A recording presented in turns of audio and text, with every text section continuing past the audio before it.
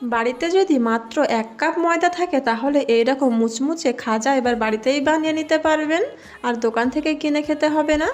এই খাজাটা বানাতে এখানে আমি 1 কাপ পরিমাণ ময়দায় হাফ টিস্পুন লবণ ও পরিমাণ মতো গরম পানি দিয়ে মেখে রেখে দিয়েছিলাম প্রায় আধা ঘন্টা। আধা ঘন্টা পর এর মধ্যে থেকে ছোট ছোট করে লেচি কেটে নিতে হবে। এখানে আমার 1 কাপ পরিমাণ ময়দায় 4টে লেচি হয়েছে।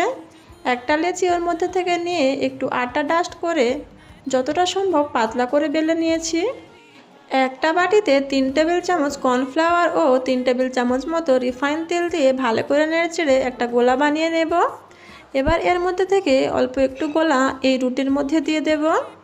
গোলাটা পুরো রুটির মধ্যে হাত দিয়ে ভালো করে লাগিয়ে নেব। এবার 2 হাত দিয়ে রুটিটা এভাবে করে রোল বানিয়ে নেব। আপনারা দেখেই বুঝতে পাচ্ছেন কাজটা আমি কিভাবে করেছি। পুরোটা রোল বানিয়ে নিয়ে একটা চাকুর সাহায্যে মাঝখান থেকে ছোট ছোট করে কেটে নেব। তারপর হাতের সাহায্যে এভাবে করে চাপ দিয়ে দিয়ে বানিয়ে নেব সবগুলো। তেল আমি হাই হিটে গরম করে রেখেছিলাম, তারপর সবগুলোকে এভাবে ছেড়ে দিয়েছি। উল্টিয়ে পাল্টে লাল লাল করে ভেজে নিতে হবে।